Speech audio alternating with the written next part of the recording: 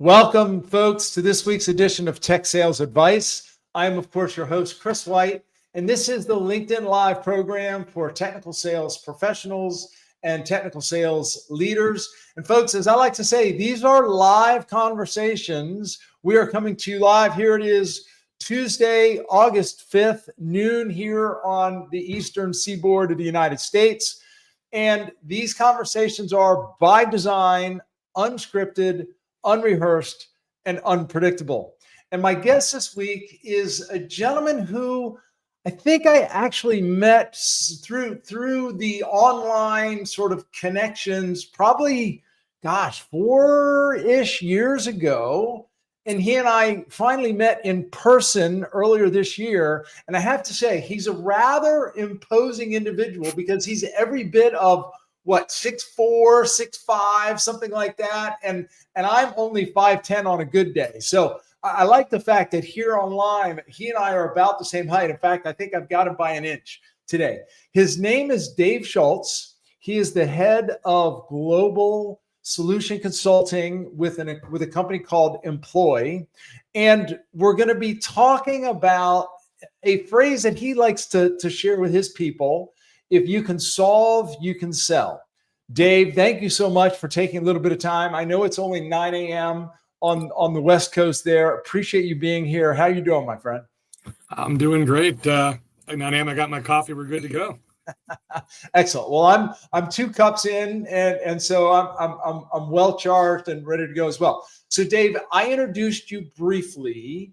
And normally I invite people to share a little bit more of their background. How did you get into pre-sales? How did you sort of meander your way into management, et cetera? I think it's always interesting to hear people's story on how it is that they even found this profession called solution consulting, sales engineering, whatever term we happen to be using today. Sure. Yeah, I didn't know the position existed when I actually fell into it. I've got a lot of different things in my career, but things that were kind of adjacent to solutions consulting. I've been in implementation for startups here in the Bay Area, which led me to a job at American Express, where I was implementing essentially payment software on the back of a purchasing card. That was a nice 11 years there, but I actually moved into the product management space. And I think product management, so going from implementation to product management, I had a colleague at American Express who joined a startup called Tipalti here in the Bay Area. He was back east. He was a sales gentleman that I worked with, and he reached out and thought maybe I might be a good fit for this kind of sales, this solutions consulting role. Because I worked with him at Amex as kind of his solutions consultant, which in hindsight, I know that's what it was. And I just took a flyer and took a guess. It was like a 70-person company. I said, why not? Let's try this out. I think I enjoy this kind of stuff.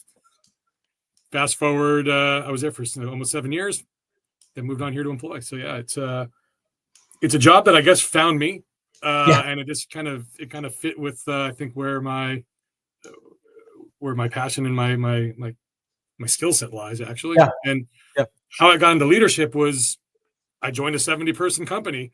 And I raised my hand when there was time for a leader. I had a gentleman who hired me. He was a really, really cool dude. And he went on a sabbatical and just made a clear decision not to come back. Raised my hand and said, I'd like that role. And, I was lucky enough that they said yes. Amazing. Well, and it's so funny to me how many of us sort of, you used the term fell into the role. It's amazing how many people fall into the role, and you said it sort of found me, and so many people I speak to on this program and just everyday life say things very, very similar. Now, when you reflect on the earlier part of your career, did you ever think you'd be in sales? No. No. And why not? And why not? I think there was the part of hearing no a lot, I think would have been difficult for me. I was not the most, like doing something like this even would not have been something that would have been part of anything I'd be interested in doing. Like I wasn't the go out and have conversations and just that wasn't me, I was like, sit down and do work, right? That's why implementation was quite good for me. Right. So I sit down, get a project plan, and just work. And then over time, the more I interacted with customers, the more I kind of felt an urge to do something a little bit more. And Interesting. yeah. Well, and it's interesting to hear that when you first started your career, it sounds like you were more of, I'm going to use the word introvert. That might not be the exact right word, but it sounds like earlier in your career, you preferred to sit behind a desk, a terminal, a cube, whatever it might have been, and sort of just work on a project, a task, some technical activity, and then your I guess as your career progressed and as your skills developed, it sounds like you found more value in working through and with other people. Am I hearing that right? You are. I mean, I'm generally speaking, I'm an extroverted introvert. And so I can be a lot of people that interact with me from a work setting may not know that I have introversion tendencies, but I just kind of learned that where I found joy, where I found happiness or fulfillment, where I put a smile on my face, like I did that, it was more like the interaction of solving the problem with people and not alone, and just like, I've set up this part of the instance and now it can work and test. It became more of that, more in a interpersonal action that really drove me. I think it's such a good lesson for anybody who may be listening either to this live or the recording, that and I have kids, and I put air quotes around the word kids because they're in their 20s, many of whom are still obviously in the early part of their careers, and they seem very impatient with their career or their job. They're not feeling fulfilled, and I keep telling them, you have to be a little bit patient with the process, and you have to sort of figure out what you like, what you don't like, what your skills are, et cetera. And it sounds like your pattern or your path followed that very pattern, right? You started out thinking that you were more of a technologist, and then as you evolved, you realized that I actually like working with and through other people. Yeah, I think patience, but not passive. Good. So I think there's patience, but I always volunteered for things that seemed interesting to me.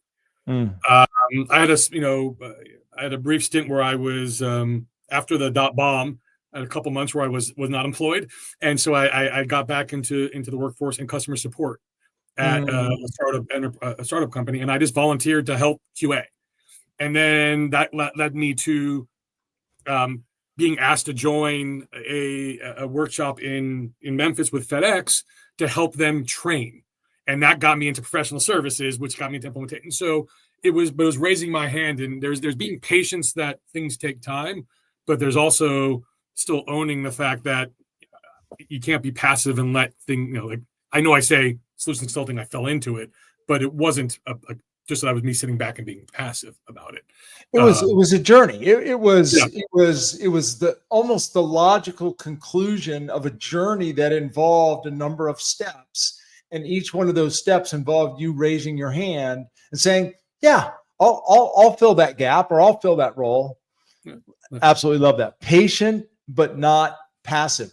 By the way, Dave, let me just push our pause button just for a moment and say hello to Cliff Barcliff from Richmond, Virginia. Cliff is a regular attendee in the audience, and he has, in fact, even been on this show. Cliff, it's always good to see you. Why I sell: solving really hard problems for my customers using technology.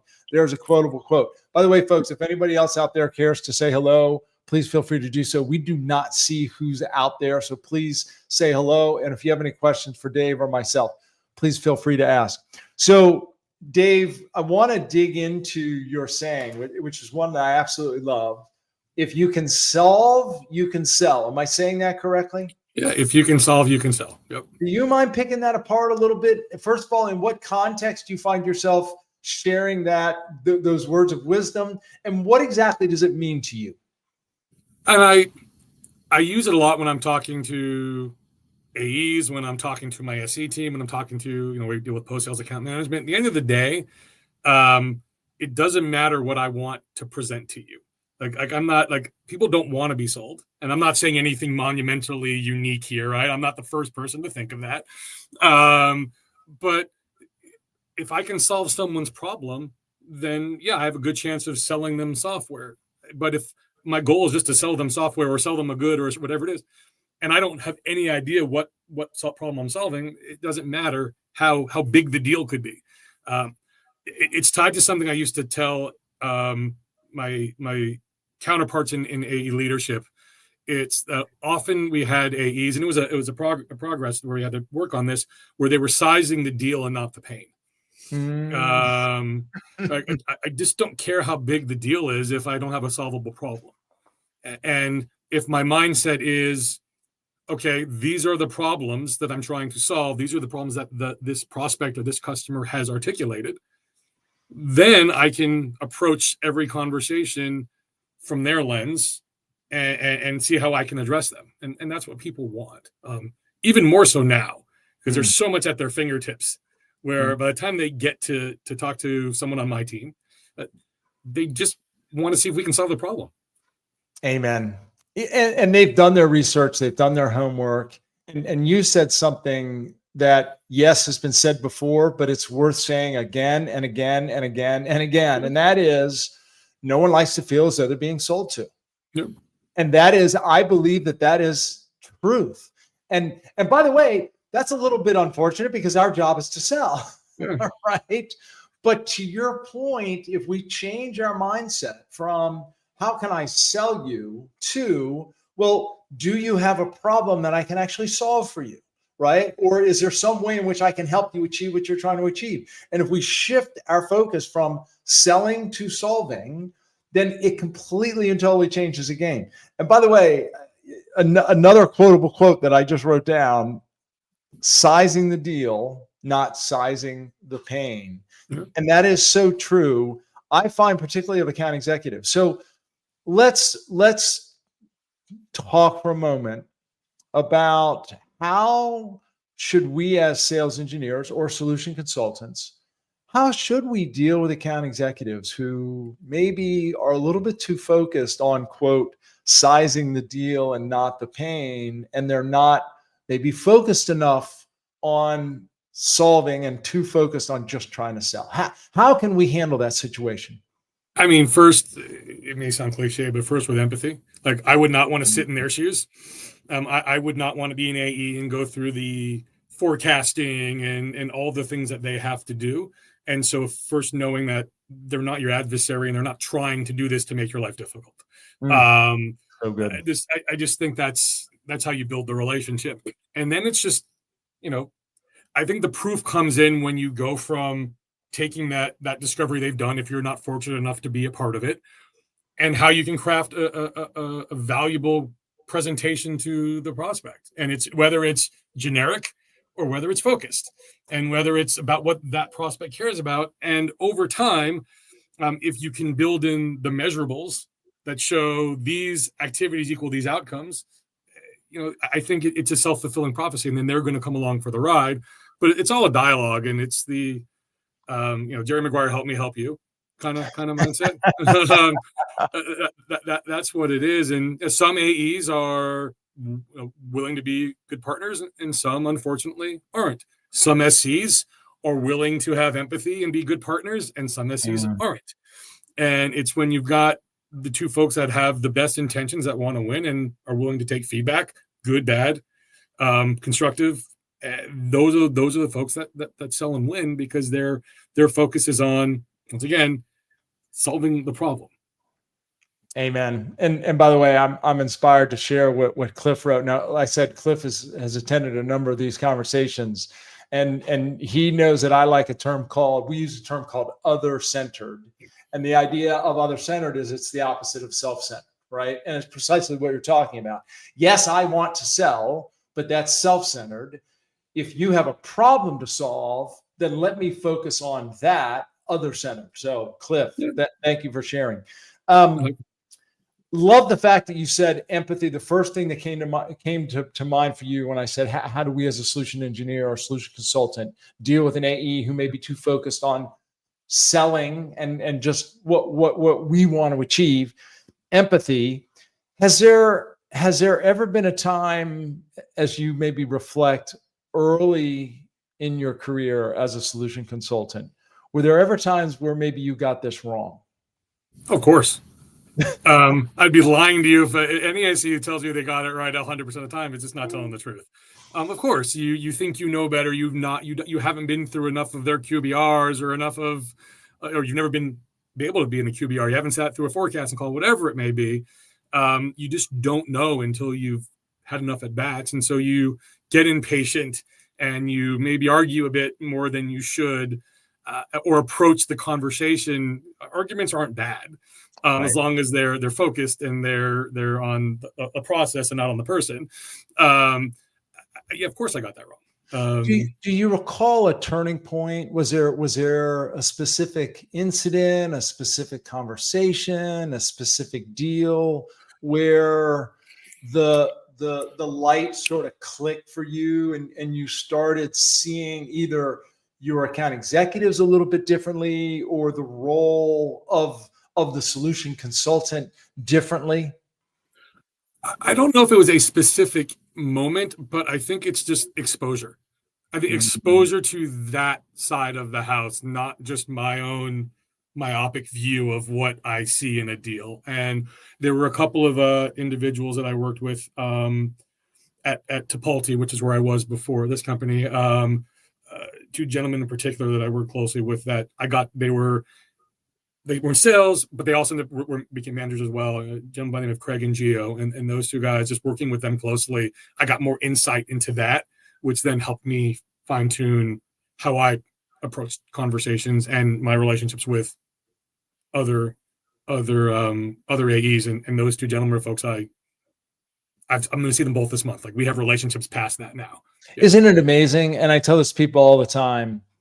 When you first become a sales engineer, chances are good it's going to take a while to understand and in some cases communicate and collaborate with your sales counterparts, because they think differently, they approach things differently. They're going to say things that are going to make you crazy. You're probably going to say things that are going to make them crazy. But over time, if you build that empathy and rapport, they will become more than likely friendships that could last the rest of your life, because there's nothing like going to battle. There's nothing like going to war, so to speak, right? And working in the trenches side by side with sales. And it sounds like that's been your experience, that people that you sort of, went to work with have now become great friends. Yeah, and for those specific individuals, it was always, it wasn't necessarily competitive. They were the ones that gave me the exposure. There were other gentlemen, a gentleman by the name of Brett I worked with, where we did butt heads a little bit, but we also sold well together because we had a respectful way of butting heads. I also think the more you can have that open dialogue and good conversation, your win rates go up with that AE. Full stop. They just do. Other thing that's also a thing that I found really valuable when I worked in a pooled model. I don't think pooled model works all the time, but in this environment, it definitely did. Is you learn to help me a lot in leadership. Is you learn to adjust how you interact with every AE differently, because we're not, one size does not fit all when it comes to that relationship. And some people you can be very direct with. Some people you have to kind of take the circuitous path to get there to have that conversation. And so I think that's just another part of the more exposure you have to different individuals and these challenges, the more you learn to be at your best. Isn't it interesting that dealing with our sales counterparts sometimes is a lot like dealing with customers, and to a certain degree they are our internal customer, but just like we can't treat every account the same, we can't treat every deal the same, every opportunity, every quote prospect or customer, we can't treat or interact with our sales counterparts the same, because everybody has a different style, a different preference, etc. Absolutely. There was early on in my career, there was a CEO of a company, and we weren't very big, but I chatted with him, and one of the things that stuck in my head is he's told me everyone's your customer. Every interaction you have is they're your customer in some way, or one way, shape, or form. And if you have that mindset of treating that like your customer, you tend to approach the conversation differently. Now, not the customer's always right, and you bend over backwards for them. But if you approach it with that, they're my customer. Either I need something from them or they need something from me.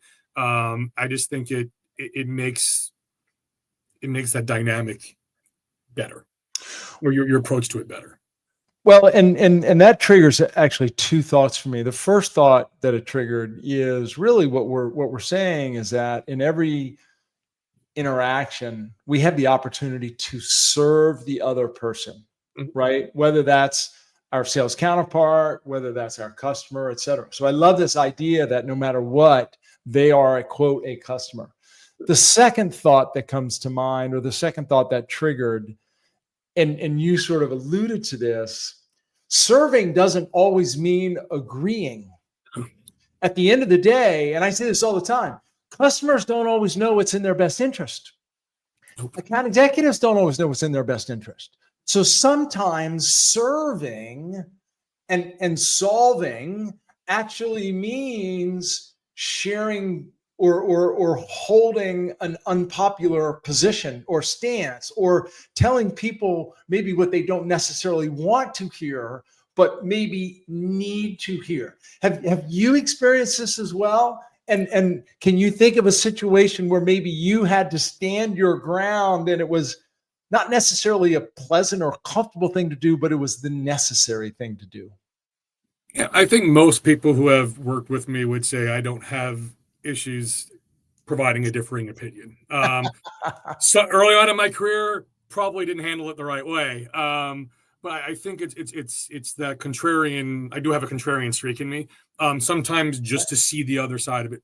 But to answer your question, yeah, I mean, I vividly remember a sales conversation with an AE I worked with, who was a great AE. We had a great relationship, and I upset him because I was essentially telling a prospect that the way they were looking at their problem was wrong. And I didn't quite say that it's wrong, but I was challenging them. Yeah. And he made some good money on that deal because we won and they adopted the process I wanted. And in the moment, he was not pleased with me. But I did what was best for him, because I did what was best for the customer or the potential customer. And it was all about, it was a company in Asia, and it was about money movement, and that's what we dealt with, and what was the right setup they needed to do and the things they needed to consider. And I'd seen this movie 1,000 times. And so I gave that unpopular opinion in that deal, and it ended up, being successful.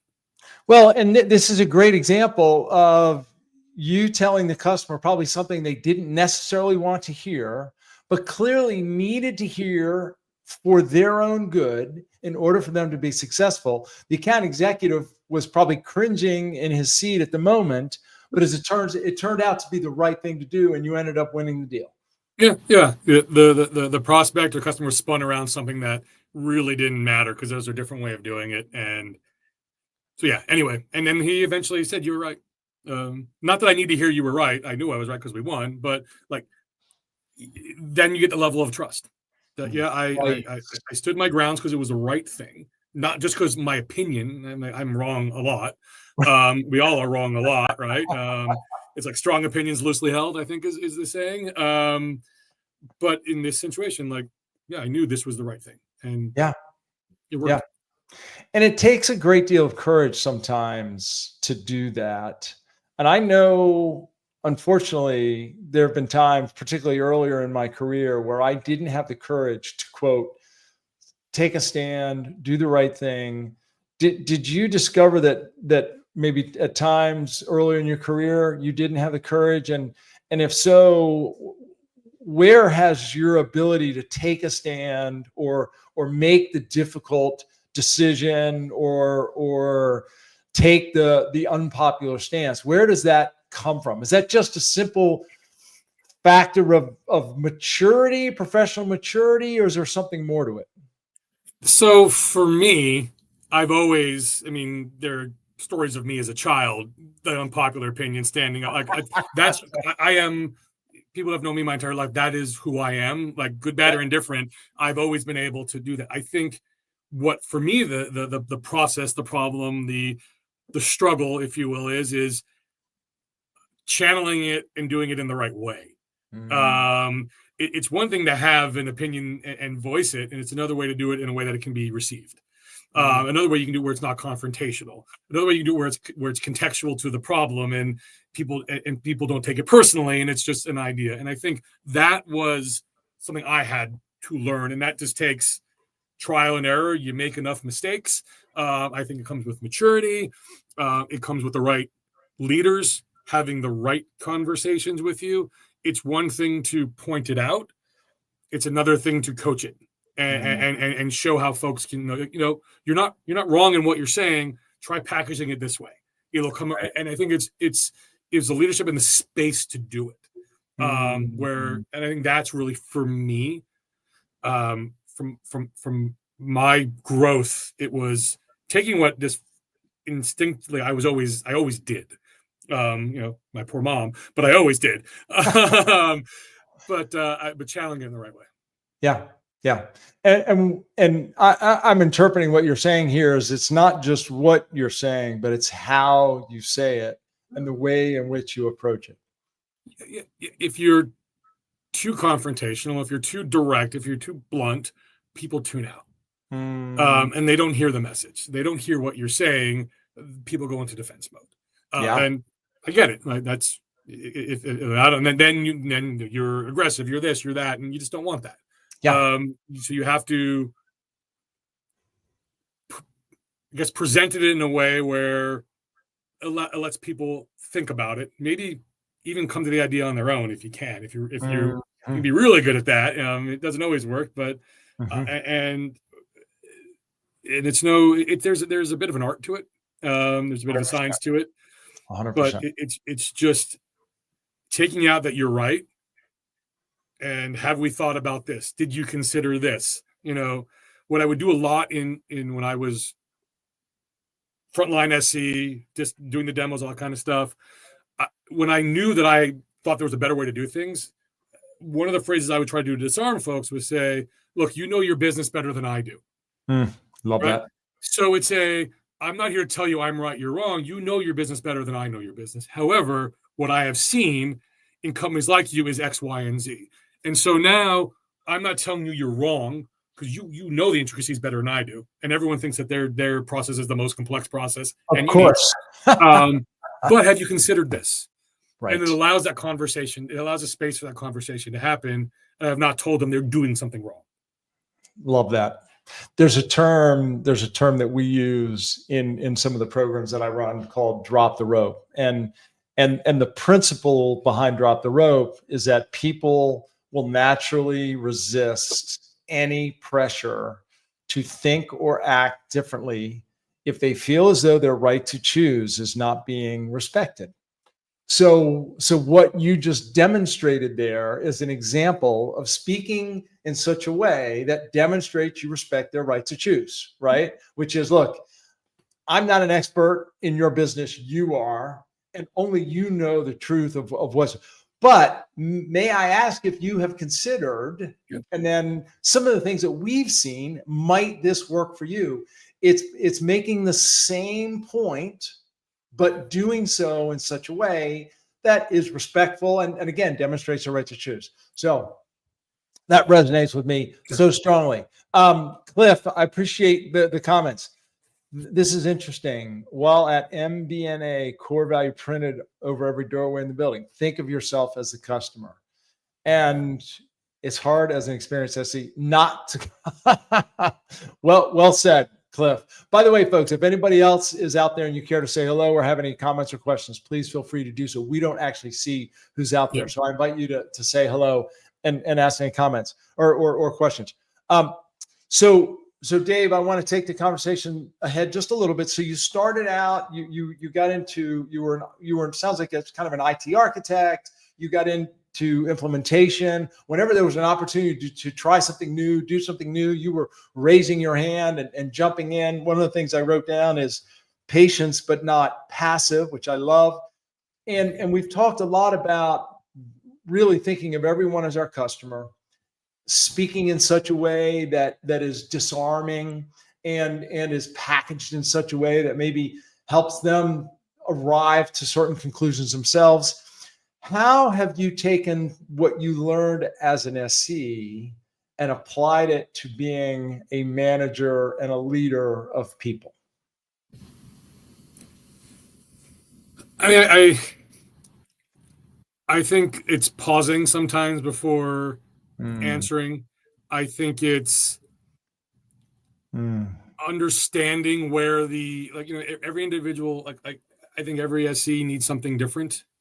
I think a certain level of coaching, a certain level of validation, a certain level of leave me alone and let me do my stuff. Like, I think you need to understand each person as an individual, just like, you want to focus on your customers want to be heard, your prospects want to be heard, and they want to be seen as people, and they want to work with people. Like, I work for probably the best boss I've ever had, a gentleman by the name of Dirk at American Express. He used to tell me, I work for you, you don't work for me.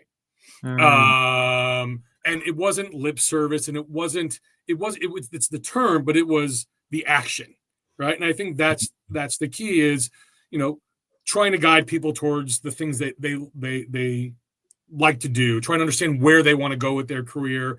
I think all of those things, to me, then help when I have to have a conversation around, maybe we need to do this a little bit differently or that a little bit differently, and trying to them, come to the conclusion with me.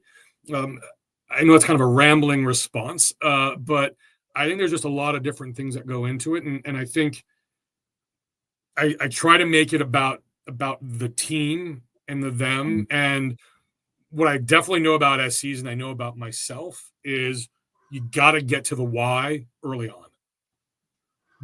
Why are we making this change? Why are we doing this? Why am I implementing that? Why? And connecting it to the impact to them, just like I need to do if I'm selling, right? Like, why am I recommending this? Because this is the value you're going to get out of it. Why are we doing this as an organization when it's bad? Like, some bad things happen from time to time, right? And I think all of that matters, particularly in this role, because I think intrinsically solution consultants want to know why things work, how they were, all that kind of stuff. And so I need to give them, I need to be able to answer the question after the question after the question right off the bat by how I present information to them. I think that's the biggest thing for me that I brought in. I want to go back to the very first thing you said when I asked, and it's ironic because you demonstrated precisely what you said. When I asked you the question, you paused for a moment, and then you said, pausing before you answer. So you literally demonstrated what you were talking about. Why is that so powerful? I think it does two things. One, it allows you to collect your thoughts, so that you actually have a meaningful response or an applicable response. I also think for the person on the receiving end, they're seeing you process, and you don't just have this canned response that you're ready to go. You're thinking about the question, and then you might know the answer immediately. And sometimes it's okay to answer right away. Yes, we do that. No, we don't do that. Whatever it may be. And sometimes it's and then you respond. I think a lot of folks will use that's a good question as a way to pause. I think sometimes the silence is even better. I think over time, that's a good question. It almost feels like a filler to a lot of people. And so if you just, I'm guilty of doing that. But if you pause, they know the wheels are spinning. And then you come, that works really well as long as there's a good response that comes after that, and it doesn't look like it's theater. But yeah, I think that pause works for both parties. It's really well said, and it's applicable in so many ways. It's applicable in dealing with, as a leader of people. It's applicable in dealing with the people on our team. It's applicable with prospects and customers for sure. I mean, frankly, it's applicable in dealing with the AEs.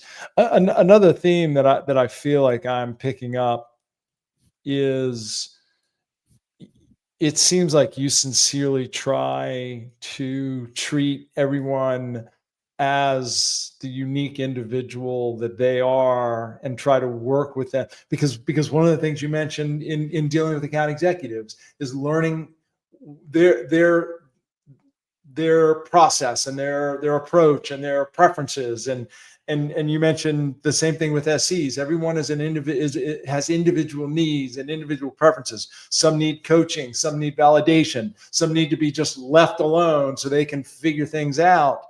It seems like this is a real theme for you. Am I picking that up correctly? You are. At the end of the day, we're people, and people are not all the same. And I wasn't. I'm saying this is a growth thing for me, right? Throughout my career, people want to be listened to. They want to feel validated. They want to feel. They don't mind if they're wrong. They don't like my team right now. They want to hear the how I can improve, right? Like what can I do better, right? Or what would you tweak? But how you present that to different individuals is different. How you have that conversation is different, and some people need to have public recognition. So that's like you throw it on a Slack channel. Some people really get embarrassed by that. And so you really just have to understand the person, just like I want to be understood.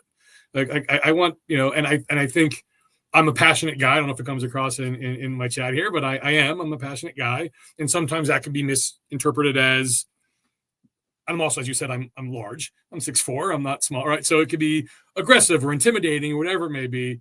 And like, I don't want to come across that way. And so I think knowing myself, how I want to be interacted with, I think it just helps me pause to really get to understand the person. And our prospects love that, as long as it's genuine. As long as it's genuine. And I had a call earlier today where prospects just were having some concerns. They had a call with someone who used to use the software and they had a bad experience. They wanted to talk to somebody. And so we talked. And I was a person who understood and could give them a little bit of a warm and fuzzy. That was it. And sometimes that's all people need. One of the things I love about what you're sharing is there's so much talk about AI, and there's so much talk about what jobs and or what parts of our jobs is AI going to take from us. And my position has been AI will never replace those activities that are truly human activities.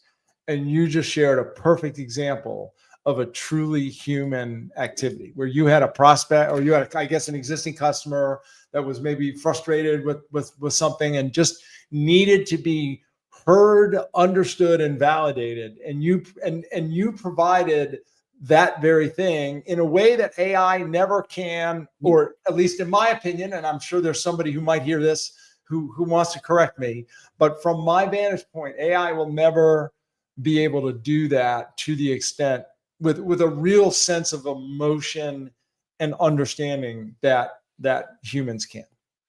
I mean, I agree. That's the one thing. AI is going to be able to do a lot of things for a lot of people. I use it daily.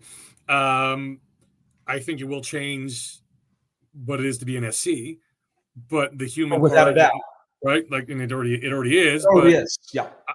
I think the most interesting for me, what the impact AI is going to have, and this may be a very unpopular opinion, but all of the things that people are coaching and espousing and saying this is the right way to do things, it's going to go out the window because people are going to come informed and they're just going to you're going to have to be much more adaptable and flexible. Like, you're not going to get the great discovery you always wanted. They've done it themselves. Like, you're just going to have to show up and ask questions and where the true SC skill is, dig in, understand, and then pivot and present. And that's how AI is going to fundamentally change, I think, the selling world, and SEs specifically. But the human part becomes that much more important. Amen. Amen. That's what I keep telling people. Automate where you can, elevate where you cannot. Right. And it's really, and if I may, Cliff mentioned something about it takes time to build our personal EQ. I think emotional maturity is what becomes that much more important in this age of AI. Is our ability to be that much more elevated as human beings. Yeah, I mean, I agree. And it's obviously it's something that's built over time, and I think for me, and we talk about the SE profession, the selling cycle, that stuff. I think an area that I saw a big change when I tried to make it more of an effort, because I was the SE who wanted to respond right away, And I tried to change my mindset to listen to understand, not listen to respond. So I wanted to make sure, like, I would repeat back what they said to me, and I try to make that purposeful, so that I was actually paying attention to what they were saying and not hearing a couple of things and then wanting to give them the answer, not wanting to immediately show them in the product. And that took me time. But I think listening to understand is always a brilliant thing to have, no matter what you're doing, whether that's professional life or personal life. But listen to understand and not listen just to respond back. And that was for my EQ. I think that was a big turning point. Without a doubt. And it's similar to what Cliff was saying, something also about pausing. It allows you to engage in slow thinking, and fast thinking is often wrong. You're so right about this. And I feel like so many people, and I've observed this, so many people who enter our profession, I think they feel as though they're expected to have all the answers. And they're expected to be able to just, like, if somebody has a question, if they don't have an answer straight away, that it's a negative, but actually just the opposite. That to your point, pause, digest, paraphrase, repeat the question, ask for clarity, which, by the way, gives you a few more seconds to consider, where am I going to go with this question, right? Yep. And then give a question that's more in line with the intent, with the context, et cetera. Absolutely. And I think it's a small thing, but small things are big things. It's the not like the whole mindset of you have to know the answer. One of the things I used to tell my team when I do it today is I look at that as a complete net positive. I don't know is a perfectly good answer. Let me get back to you. You can't do that 12 times in a presentation. Exactly. But I don't know. And because there are going to be questions we just don't have the answers to. Yeah. That's actually a trust building moment. 100%. And it's a relationship building moment. I don't know. I don't want to tell you. I'm not 100% sure. I don't want to give you a wrong answer. The key is following up. And as soon as you follow up, they understand the type of company you're working with. These are the people that are honest and they're responsive and they get back to me. And it's not a strike against you didn't know the answer to. They actually appreciate that you answered, I don't know. It's almost showing a little vulnerability.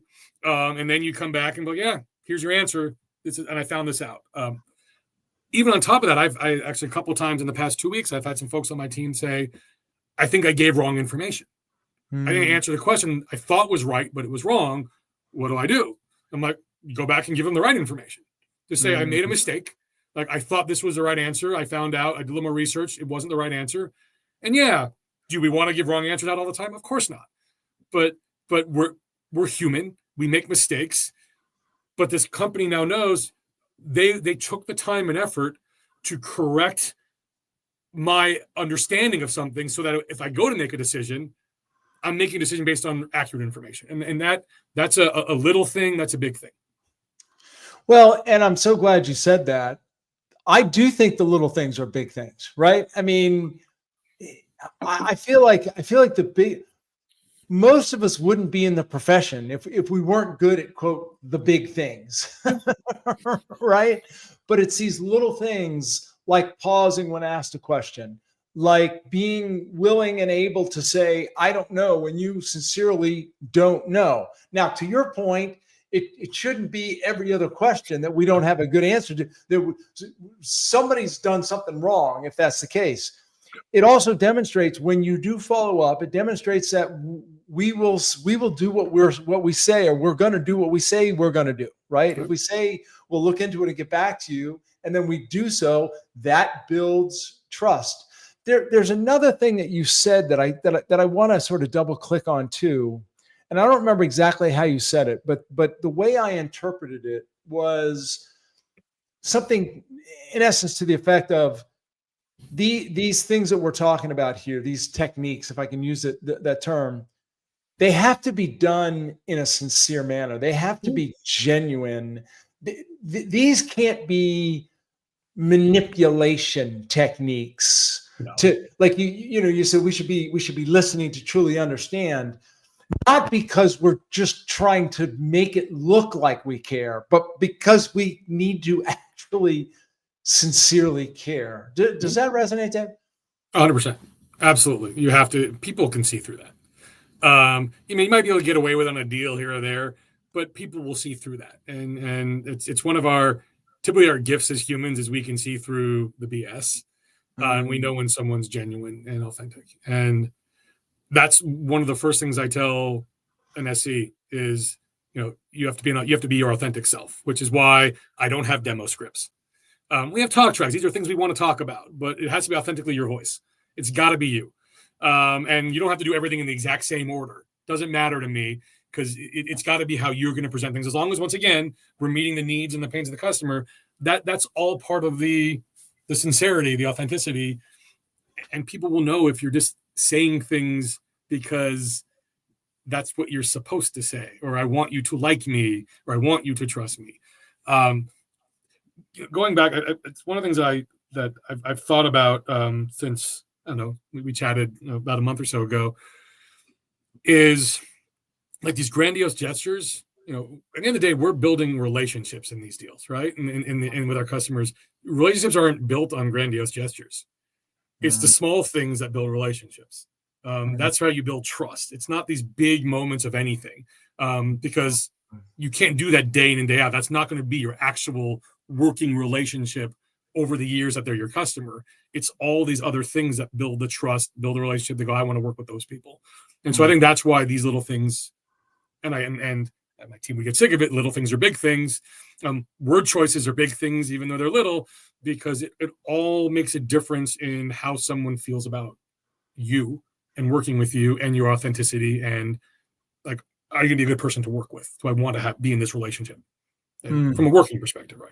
To me, I think that's really, really, really important. The little things are the big things, and you're 100% right. And some of the quote little things that we've been talking about is pausing when asked a question to sincerely consider the question, saying I don't know if you don't know, and if you're going to follow up, make sure you actually do follow up and get back to the customer, speaking in such a way that demonstrates you respect their right to choose, sincerely listening to understand. You're right. These are little things, but it's all those little things that end up becoming the big things.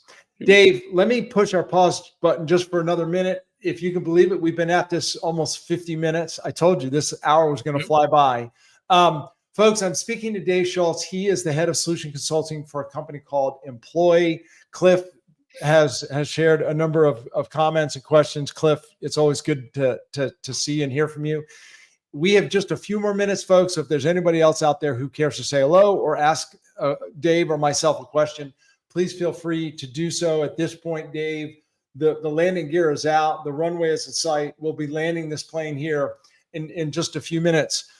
As we were leading up to this conversation, was there anything in particular that maybe you were hoping that we would touch on that we haven't touched on or haven't gotten to in this idea of to sell is really to solve, and as we've talked about, to sell is to serve? Is there any other aspect that you were hoping we would have the chance to touch on?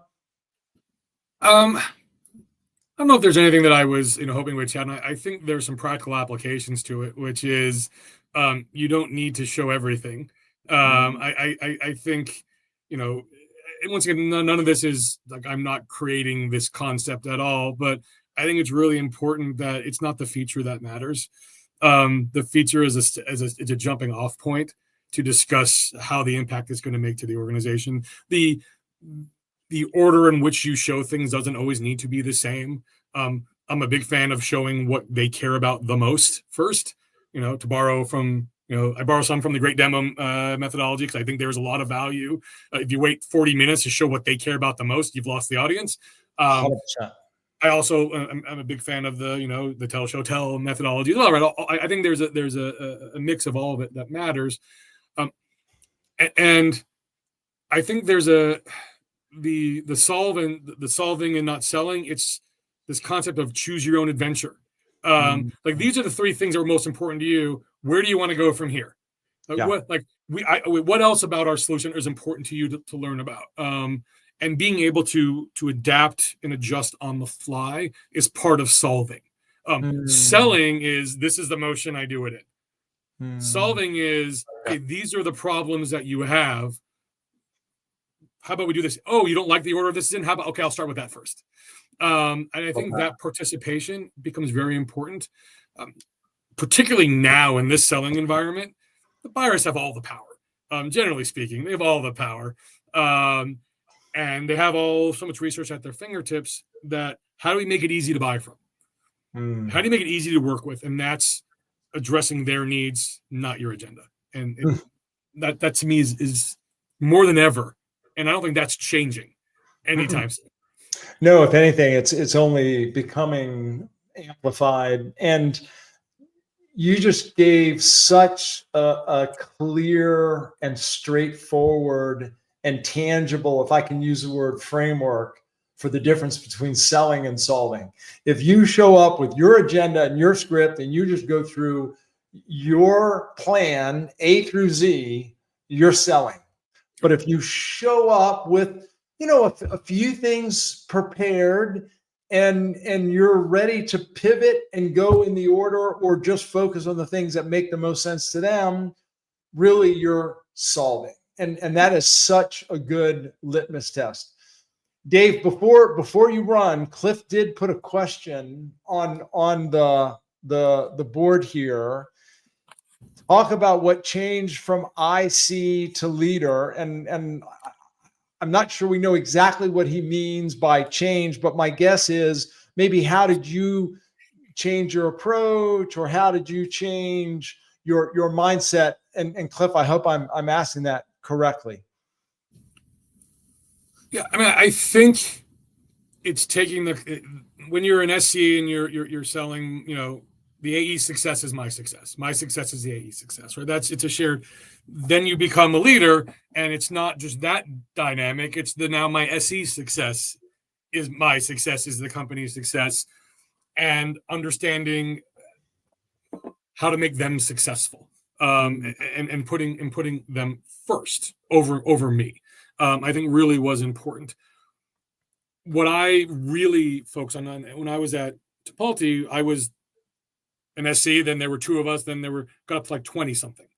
The most important thing I did was hire. The most important thing I did was hire. I hire the right people that fit not just the culture, had the knowledge, like culture, yes, it's a big buzzword, but had, the certain intangibles and knowledge, and then let them help build the culture themselves versus me forcing top down, I think was really, really important. But putting a structure around it for them that they had guidance on what was expected. But I think the only thing that probably changed more than anything else is my maturity over the years, right? From making the mistake, not that I'm the most mature man in the world, but that you learn from mistakes, and and I think that adjustment from when I was at Tipalti to where I'm now at Employ, I'm different. There are things I learned at Tipalti that I wouldn't bring to Employ because I can do it better here and I can do it differently here, that I've learned in doing it the wrong way from mistakes. And I think that's the one thing from IC to leader. I guess the other one thing is mistakes are amplified, or like bad decisions you make are amplified when you're leading people. Your attitude and how you approach things are amplified when you're leading people. Yeah, that's good. Well, and I think that's one of the reasons that we move into a leadership role, is that because we have the opportunity to have a greater impact. To your point, as an SE, I have an impact on the deals that I touch and the account executives that I'm working with. But when we move into a leadership role, now that we have the opportunity to have a greater impact on a wider part of the organization and more people within the organization. But to your point, mistakes are amplified as a result. Yeah. Really, really well said. Dave, we are just about at time. Cliff shared one final thought. Note taking. Yep. I've literally been taking notes as I've been chatting with Dave here. So Cliff, you and I are very much on the same page with that old school way of thinking. Dave, thank you so much for being here. Any final thoughts before we wrap things up from you, sir?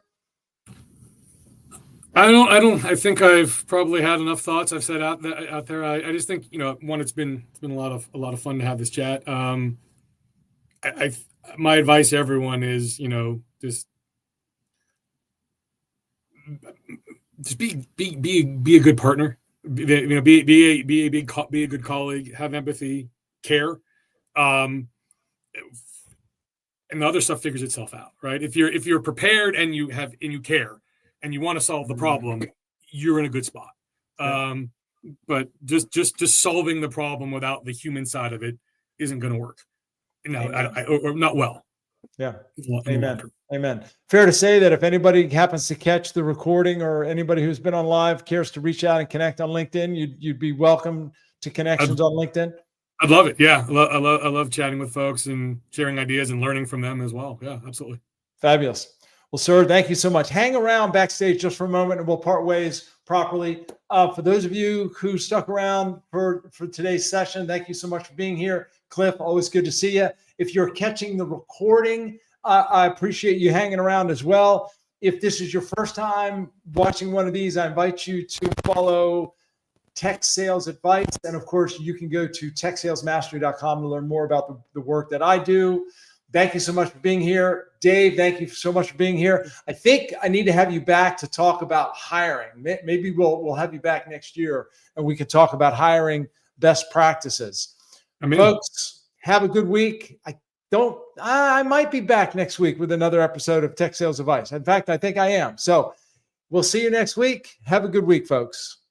Cheers.